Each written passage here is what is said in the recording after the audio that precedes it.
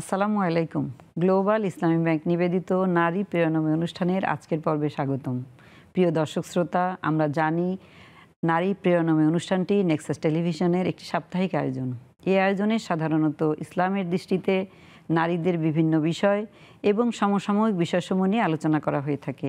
আমাদের আজকের আলোচনার বিষয় জুলুম, নির্যাতন ও পরাধীনতা, প্রেক্ষিত ফিলিস্তিন, প্যালেস্টাইন রাষ্ট্র। এ বিষয়ে আলোচনা করতে স্টুডিওতে উপস্থিত আছেন রুবি আমাতুল্লাহ, পলিটিক্যাল অ্যানালিস্ট ও হিউম্যান রাইটস অ্যাক্টিভিস্ট। আসসালামু আলাইকুম। ওয়ালাইকুম আসসালাম। আপা কেমন আছেন? আলহামদুলিল্লাহ। আপনাকে, আপনার দর্শকবৃন্দকে সালাম এবং শুভেচ্ছা। আপা, মানুষ মাত্রেই জন্মেছি এমনভাবে যাদের মধ্যে স্বাধীনতার ইয়েটাই প্রবল, তাই না? মানুষ ব্যক্তিগতভাবে কেউ পরাধীন থাকতে চায় না। তো মানুষের এই জন্মগত পরাধীনতা যেটা আল্লাহ তাআলা নিজেই করে দিয়েছেন, এবং সেই পরাধীনতার ক্ষেত্রে যখন আমরা দেখতে পাই পৃথিবীতে মানুষ দ্বারাই পরাধীন হচ্ছে, তখন আমরা স্বভাবতই আমাদের ভেতরে কষ্ট হয়, দুঃখ জাগে, অথবা প্রতিবাদের একটা ভাষা জেগে ওঠে। তো এই ক্ষেত্রে আমরা বর্তমান বিশ্বে প্যালেস্টাইনের গাজায় একটা পরাধীনতার একটা চরম পরাকাষ্ঠা আমরা দেখতে পাচ্ছি। সেই সঙ্গে আমরা তাবৎ বিশ্বেই কোথাও কোথাও জুলুম নির্যাতনের খবর বা আমরা দেখতে পাচ্ছি এবং হচ্ছে। এমনকি আমরা আমাদের নিজেদের রাষ্ট্রেও অনেক রকম জুলুম নির্যাতন দেখতে পাচ্ছি, যেটা আসলে পরাধীনতারই নামান্তর ছোট আকারে। তো ছোট আকারে পরাধীনতাই আস্তে আস্তে কিন্তু চরম পরাধীনতার দিকে চলে যায়।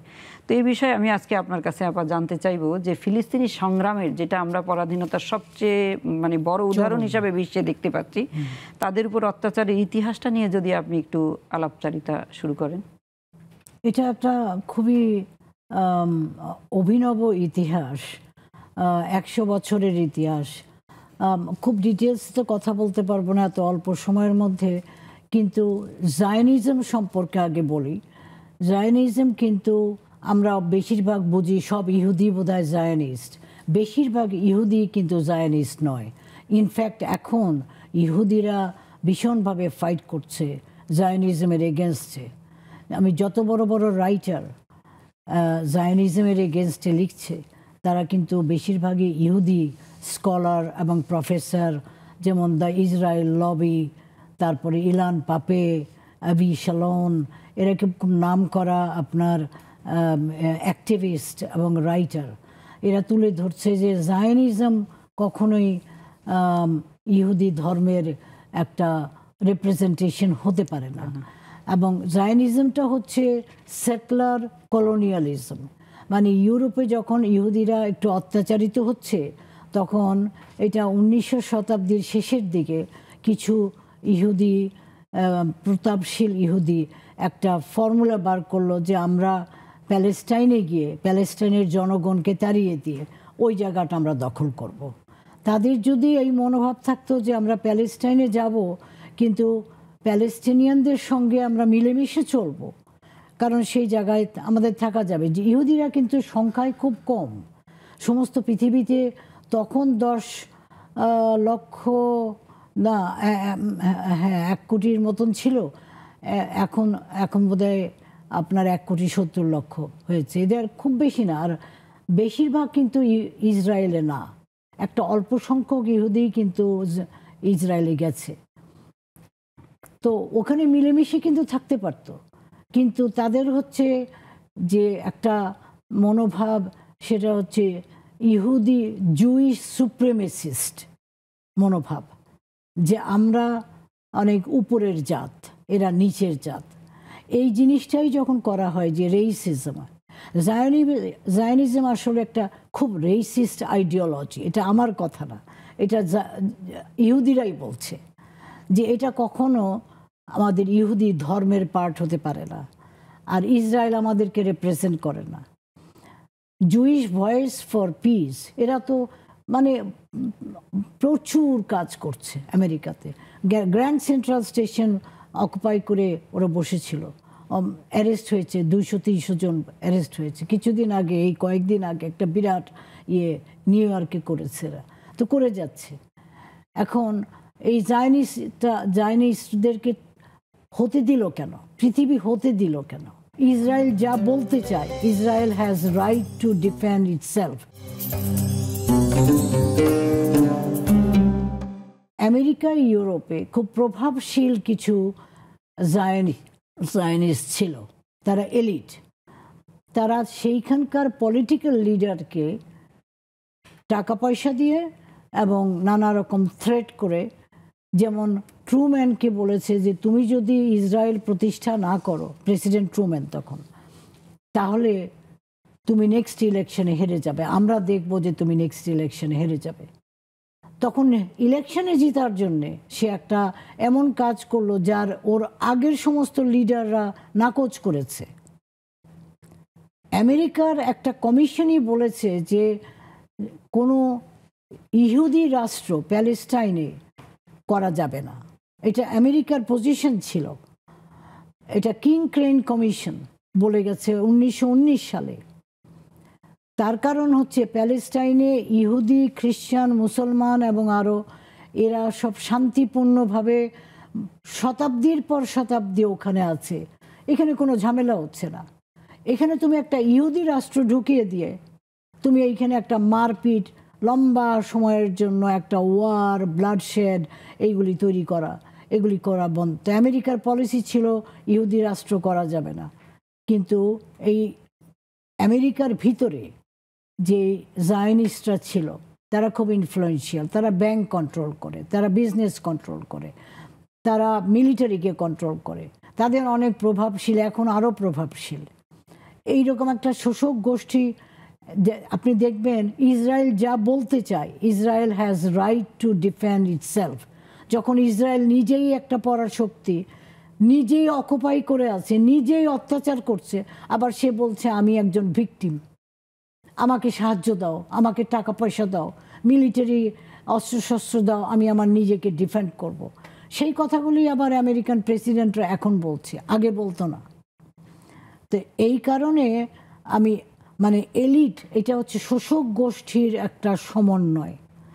এর এগেনস্টে যদি ফাইট করতে হয় তাহলে জনগণকে একত্রিত হতে হবে, এটাই বলছে। আমেরিকার থেকেও বলছে যে পিপল টু পিপল মুভমেন্ট লাগবে। দেখেন, ভিয়েতনাম ওয়ারের সময়, কোল্ড ওয়ারের সময় আমেরিকান জনগণ জানতো না। ওরা যখন বুঝতে পারলো যে আমেরিকান গভর্নমেন্ট ওদেরকে ব্লাফ দিয়ে, মিথ্যা কথা বলে, প্ররোচনা করে এইসব জিনিসগুলি করছে, ভিয়েতনাম ওয়ারে যেখানে 60,000 আমেরিকান মারা গেল, 30 লক্ষ, 3 মিলিয়ন সাউথ এশিয়ান লোককে মেরে ফেলা হলো এই যুদ্ধে। তখন আমেরিকান জনগণ জেগে উঠল, এবং তাদের এই জেগে ওঠার জন্য ওয়াশিংটন কমপ্লিটলি ইউটার্ন করলো, কারণ ওটা গণতন্ত্র, নেক্সট ইলেকশনে সব হারবে। তো কাজেই তারা তখন চেঞ্জ করে ফেললো। চায়না পলিসি 70s 80s-এ ডেটান্ট এই constructive engagement with the enemy, যেমন চাইনিজ রাশিয়া, সোভিয়েত ইউনিয়ন এবং চায়নার সঙ্গে কোল্ড ওয়ার বন্ধ হয়ে গেল। এটা জনগণের কিন্তু মুভমেন্ট। কোল্ড ওয়ার বন্ধ হয়ে গেল, গ্লোবালাইজেশন শুরু হলো, তাতে 2 বিলিয়ন লোক, 1000 মিলিয়নে 1 বিলিয়ন, 2 বিলিয়ন লোক দারিদ্রতা থেকে বেঁচে গেল। তো এই যে জনগণের যে মুভমেন্ট, এটাকে আমরা আন্ডার এস্টিমেট করতে পারি না। এটা সময় লাগে, কিন্তু জনগণকে ইউনাইটেড হতে হয়, একত্রিত হতে হয়, একটা ভালো লিডারশিপের আন্ডারে কাজ করতে হয়। এখানে নারীদের অনেক ভূমিকা আছে। অ্যাকচুয়ালি আমরা খাবার টেবিলে সব জায়গায় আমরা কিন্তু আলোচনা করি, তাই না, কথাবার্তা বলি। নারীরা তাদের ফ্যামিলিকে ইনফ্লুয়েন্স করে, ফ্যামিলি তার সমাজকে ইনফ্লুয়েন্স করে। নারীদের একটা বিরাট রোল সমাজে থাকে। এটা তো অনেক দিন আগে বলে গেছে যে একটা এডুকেটেড সমাজ চাও, তাহলে মেয়েদেরকে এডুকেট করো, তাহলে তুমি একটা এডুকেটেড সমাজ পাবে। এই প্রসঙ্গে আমি যদি আপনার এই যে এডুকেশন যে প্রসঙ্গে আমি একটু আপনার সঙ্গে শেয়ার করতে চাই, সেটা হলো আমাদের ইসলামে কিন্তু শুরু থেকেই শুরু হয়েছে পড়ো এবং জানো। দেখেন, আজকে আপনি যে আলোচনায় বলছেন যে জায়নিস্টরা অল্প কয়েকজন, তারা নিয়ন্ত্রণ করছে হোল ওয়ার্ল্ড, তারা নিয়ন্ত্রণ করছে সুপার পাওয়ারগুলোকে, কিভাবে করছে? কারণ তাদের একটা প্ল্যান ছিল, সেই প্ল্যান অনুযায়ী তারা এডুকেশনের দিকে জোর দিয়েছে, এবং তারা আপনার এই বিশ্ব উন্নত করার জন্য যে ইয়েগুলো, এই যে আজকে যত সিস্টেম বলেন, সে সবগুলো সিস্টেমে তারা প্ল্যান ওয়াইজ তাদের ডেভেলপ করেছে তাদের উত্তরসূরিদেরকে, এবং তারা সেইভাবে তৈরি হয়ে আজকে কন্ট্রোল করার পাওয়ারটা পেয়েছে। তাহলে আমরা সরে গেছি কোথায়? দুইটা জিনিসে, একটা হলো শিক্ষা আর একটা হচ্ছে ন্যায় বিচার। এবং শিক্ষার সঙ্গেই যদি আপনি সুশিক্ষা হয় তাহলে ন্যায় বিচারটা অটোমেটিক আসলো। কিন্তু আমরা টোটাল বিশ্ব আসলে কোথায় গিয়ে দাঁড়িয়েছি? আমরা গিয়ে দাঁড়িয়েছি একটা হলো পাওয়ার আর একটা হলো মানি। এই পাওয়ার আর মানির মধ্যে আমরা আটকে গিয়ে এই লোভে আমরা মানুষকে আর মানব জাতির যে মূল ধর্ম সেখান থেকে আমরা সরে গেছি। এই কারণেই করতে পারছে যে জনগণ রুখে দাঁড়াচ্ছে না। ইসলাম মানুষকে জুলুম নির্যাতনের বিরুদ্ধে দাঁড়ানোর জন্য যেটা নির্দেশ করা হয়েছে, সেটা আল্লাহ বলেন, নিশ্চয়ই আল্লাহ যোগ্য ব্যক্তির কাছে আমানত ও দায়িত্ব সমর্পিত করার নির্দেশ দিয়েছেন। আর যখন তোমরা মানুষের মধ্যে বিচার কার্য পরিচালনা করবে, ন্যায়ানুগভাবে তা করবে। যখন আবার আল্লাহ তাআলা বলছেন যে সীমাবদ্ধতা কোথায়, ধরেন অশালীন পোশাক পরতে নিষেধ করেছেন, কিন্তু আবার সৎ পথে উপার্জন করতে নির্দেশ দেওয়া হয়েছে। বলা হয়েছে যখন নামাজ শেষ হয়ে যায় তোমরা জমিনে ছড়িয়ে পড়ো এবং আল্লাহর রিজিক অন্বেষণ করো। আরও বলা হয়েছে তোমরা জালিম সম্প্রদায়ের মোকাবেলা তোমাদের সাধ্য অনুযায়ী প্রস্তুতি গ্রহণ করো। যেটা আপনি বলছেন যে যখন অত্যাচারিত হবে তখন তাকে ওয়েপেন ব্যবহার করার নির্দেশ ইসলামে দেওয়া হয়েছে। আল্লাহ তাআলা আরও বলেছেন যারা জালিম তাদেরকে বলা হয়েছে যে সাবধান, জালিমদের উপর আল্লাহর অভিশাপ। যারা এই যে জুলুম করছে বা জুলুম করার জন্য ভাবছে যে আমরা বুঝি খুব বড় পাওয়ার হয়ে গেছি, তাদের জন্য আল্লাহ তাআলার অভিশাপ। এটা সূরা হুদে আল্লাহ তাআলা বলেছেন। রাসূল সাল্লাল্লাহু আলাইহি ওয়াসাল্লাম বলেছেন যে তোমার ভাইকে সাহায্য করো, সে জালিম হোক অথবা মজলুম। আনাস রাদিয়াল্লাহু বললেন, হে আল্লাহর রাসূল, মাজলুমকে সাহায্য করব তা তো বুঝলাম, কিন্তু জালিমকে কি সাহায্য করব? তিনি বললেন, তুমি তার হাত ধরে তাকে বিরত রাখবে। বুখারী শরীফে 2444 নম্বর হাদিস। এখানে একটা মজার কথা যেটা আপনি বলছিলেন যে আমরা তো সবাই রোধ করতে পারবো না, হ্যাঁ, কিন্তু সে যাতে করতে না পারে সেইটা তো আমরা নিষেধ করব। কিন্তু আমরা আজকে মুসলিম জাতি, সমগ্র মানব জাতি এই খারাপ কাজে নিষেধ পর্যন্ত করছি না। এই বিষয়ে আমি আপনার কাছে এই সমাধানটা চাইবো। মানে আপনি জায়নিস্টদের কথা বলছিলেন, কিন্তু কোরআন কিন্তু বলছে যে শান্তি প্রতিষ্ঠা কখনোই হবে না বিচার প্রতিষ্ঠা না হলে, আর বিচার কিন্তু সত্যের উপরে দাঁড়িয়ে থাকে। তা সত্যটা জানতে গেলে তো আপনার নিজেকে জ্ঞান অর্জন করতে হবে। সেই জন্যই তো জ্ঞান অর্জন করা আমাদের ধর্মের এত উপরে জায়গা দেওয়া হয়েছে, যে জ্ঞানীদেরকে আল্লাহ অ্যাকচুয়ালি ইমানদারদের সঙ্গে সমতুল্য করেছেন। তো সেই জন্য জ্ঞান অর্জন এবং কি করতে হবে সেই প্রচেষ্টা করে যেতে হবে। আপনার যে টেকনোলজি অ্যাডভান্সমেন্টের সঙ্গে এলিট গ্রুপগুলো, যে একটা দেশের সঙ্গে আরেকটা দেশ যে হয়ে যাচ্ছে, কলিউড করে জনগণকে ভিকটিমাইজ করছে, এই কারণেই করতে পারছে যে জনগণ রুখে দাঁড়াচ্ছে না, জনগণ মেনে নিচ্ছে। ঔপনিবেশিক রুলগুলো ততদিন পর্যন্ত বলবৎ ছিল যতদিন পর্যন্ত জনগণ এগুলিকে মেনে নিয়েছিল, কিছু করেনি। আমরা পরাধীনতা মেনে নিয়েছিলাম, কিন্তু কোরআন কিন্তু বলছে পরাধীন হওয়ার কোনো স্কোপ নাই। কারণ আল্লাহ এবং মানুষের মধ্যে সম্পর্ক হচ্ছে খলিফা। আপনি যদি এক গ্রুপ অফ খলিফাকে রুল করতে যান, সেই খলিফাদের ম্যান্ডেট নিয়েই আপনাকে রুল করতে হবে। আপনারা সবাই সমান, আমরা মানবিক মর্যাদায়, হিউম্যান ডিগনিটিতে আমরা কিন্তু সমস্ত মানুষ সমান। প্রাইম মিনিস্টার এবং রাস্তার একজন ফকিরের আল্লাহর কাছে মানব মর্যাদা একই। তো আপনি যদি একটা জনগণকে রুল করতে চান, তাদের সম্মতি এবং তাদের ভালো মন্দ বিবেচনায় আপনাকে রুল করতে হবে। এই জন্য খোলাফায়ে রশিদিনের সময় 4 জন খলিফার একজনও কিন্তু সেলফ ডিক্লেয়ার্ড নেতা ছিলেন না। তারা কিন্তু ইলেক্টেড হয়েছেন, তারা কিন্তু মনোনীত হয়েছেন, তারপরে পাওয়ারে আসছেন। মুয়াইয়া হচ্ছে প্রথম যে নিজেকে সেলফ ডিক্লেয়ার রুল এবং ডেভিয়েট করে গেল। তো এই যে আমাদের গণতন্ত্রের প্রতি অনেক সময় অনীহা ছিল, গণতন্ত্র কিন্তু এই জিনিসগুলি দিচ্ছে। আরও একটা জিনিস দিচ্ছে, সেটা হচ্ছে চেকস অ্যান্ড ব্যালেন্স। আপনার গণতন্ত্রের মধ্যে জবাবদিহিতা থাকে এই জন্যই যে separation of power and limitation of power, আপনার জুডিশিয়ারি, এক্সিকিউটিভ, লেজিসলেটিভ আলাদা করে দেওয়া হয়েছে, একজন আরেকজনকে চেক করবে। আপনি অবাক হবেন, কোরআনে কিন্তু এইটা কথা আছে, দুই জায়গায় পরিষ্কার করে বলেছে যে আল্লাহ যদি এক গ্রুপকে দিয়ে আরেক গ্রুপকে চেক না করতেন তাহলে এই পৃথিবী উচ্ছন্নে চলে যেত। তো সেই জিনিসগুলি আমাদেরকে মনে রাখতে হবে এবং শান্তিপূর্ণ, কেউ সুইসাইডাল মিশনে বলছে না, কিন্তু শান্তিপূর্ণ অভিযান কিন্তু আমরা সমস্ত জীবনই করে যেতে পারি। আমাদের পরিধির মধ্যে আমাদের ছেলে মেয়েকে শিক্ষা দীক্ষা দান করা, তাদেরকে নীতিগতভাবে চলতে দেওয়া, তাদেরকে সেইভাবে অনুপ্রাণিত করা তারা যাতে পরের জেনারেশনকে লিড করতে পারে, এইগুলি কিন্তু নারীদের একটা বিরাট রোল থাকে। মারা যদি নীতি শেখায় বাচ্চাদেরকে, সেই বাচ্চাই বড় হয়ে কিন্তু সেই নীতিগুলি মনে রাখে, মেনে চলে।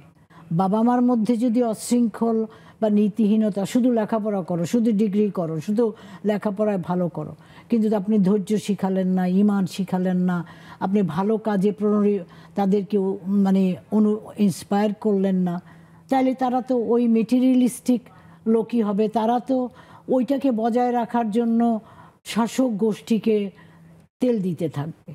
এটা তো কন্টিনিউয়েশন প্রসেস হবে, কেউ তো বাধা দিবে না। এই রেজিস্ট্যান্স যেটা, যে কোনো উপায়ে আপনার যে রুখে দাঁড়ানো, এটা কিন্তু কোরআনের একটা পরম আদর্শ। আপা, আমি জানি এ বিষয়ে আপনার কথা বলতে দিলে আপনি আরও অনেক বলতে পারবেন, আমরা ভবিষ্যতে আপনার কাছে আরও শুনবো ইনশাল্লাহ। প্রিয় দর্শক শ্রোতা, আমরা জুলুম, নির্যাতন এবং পরাধীনতা গাজার প্রেক্ষিতে শুনছিলাম। আসলে এই জুলুম, নির্যাতন এবং পরাধীনতা একটু একটু করে বিশ্ববাসী থেকে শুরু করে আমরাও যে ঢুকে যাচ্ছি না তা নয়, আমাদের অনেক কর্মেই আমরা দেখছি আসলে প্রকৃত অর্থে যে ন্যায় বিচার, প্রকৃত অর্থেই যে সুন্দর সমাজ থেকে আমরা বঞ্চিত হচ্ছি। কি জানি হয়তোবা আমাদের ভবিষ্যৎ প্রজন্মের জন্য আমরা একটা পরাধীনতার শৃঙ্খলে আবদ্ধ সমাজ ব্যবস্থায় রেখে যাচ্ছি কিনা জানি না, অবস্থা দৃষ্টে তাই মনে হচ্ছে।